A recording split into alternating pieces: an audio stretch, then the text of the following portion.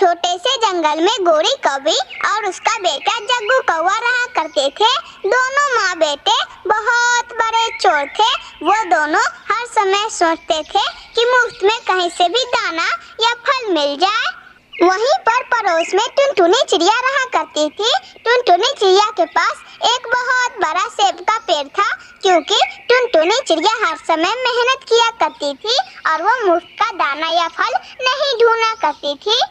एक दिन गोरी कौवी टुनटुनी चिड़िया के पास आती है और उससे कहती है, अरे टुनटुनी बहन, कैसी हो? आज मैं जंगल में दाना लाने गई थी, लेकिन पूरे जंगल में मुझे दाना नहीं मिला। इसीलिए टुनटुनी बहन सोचा मैं आपके पास चली आती हूँ, आप मुझे एक सेब का फल दे दे। हाँ हाँ गोरी, बंद करो ये नाटक। तुम रोज रोज मेरे पास आती हो और कोई ना कोई बहाना बना के मेरे से फल ले जाती हो। आज के बाद से मैं तुम्हें कभी फल नहीं दूंगी, क्योंकि मैंने फल पैसों से बेचने के लिए उगाए हैं, तुम्हें ऐसे मुफ्त में देने के लिए नहीं। जाओ मेहनत करो और दाना लाओ।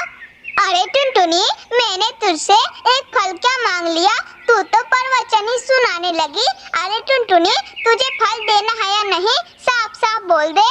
देखिए गोरी बहन, मैं अपना सेबों का फल पैसों से बेचती हूँ और आपको कितने दिनों से मुफ्त में दे रही हूँ। अब मैं आपको फल नहीं दे सकती, कृपया आप यहाँ से जा सकती हैं।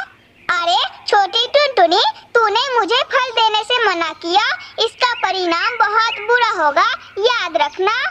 इतना कह के गोरी कौवी गुस्से में वहाँ से चली जाती है। उस छोटी टुनटुनी ने मुझे फल देने से मना किया, इसका इंजाम उसको बहुत भारी पड़ेगा। अब मैं ये जहर का डब्बा उसके पेड़ के ऊपर डाल दूंगी, जो भी उसका फल खाएगा वो वहीं पे मर जाएगा। ऐसे गोरी कौवी गुस्से में बोल रही थी। रात भी हो जाती है। आधी रात को गोरी कौवी टुनटुनी चिड़िया के पेड़ के पास जाती है। टुनटुनी चिड़िया के पेड़ पर जाके गोरी कौवी पूरा जहर का डब्बा टुनटुनी चिड़िया के पेड़ पे डाल देती है। जहर डालने के बाद झट से गोरी कौवी वहाँ से भाग जाती है। सुबह हो जाती है।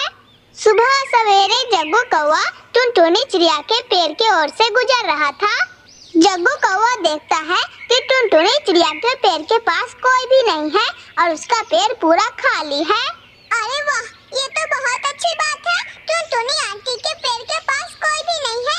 अब मैं जाऊंगा और पेट भर मीठे मीठे सेब खाऊंगा, अभी कोई नहीं मुझे देखेगा। इतना कह के जग्गू कौवा तेजी से वहाँ पर जाता है। जग्गू कौवा जाता है और जल्दी जल्दी फल खाने लगता है।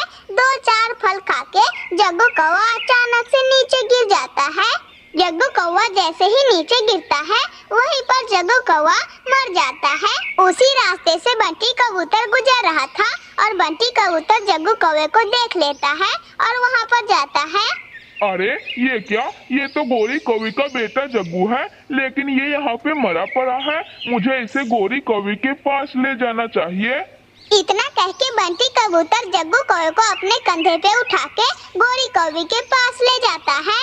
अरे गोरी बहन, ये देखो, ये रहा आपका बेटा जग्गू।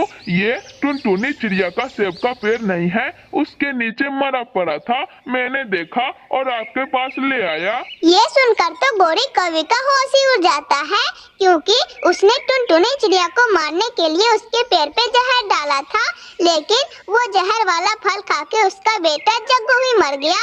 गोरी कौवी बहुत रो रही थी और बहुत ज्यादा पछता रही थी। इसीलिए कहते हैं दोस्तों, किसी का बुरा नहीं सोचना चाहिए, नहीं तो उल्टा हमारा ही बुरा हो जाएगा। मेरे प्यारे दोस्तों, अगर आप लोगों को ये कहानी अच्छी लगी हो तो प्लीज इस कहानी को लाइक करके हमारे चैनल पीहू चिड़िया को सब्सक्राइब करना ना भूलिएगा। आपका धन्यवाद।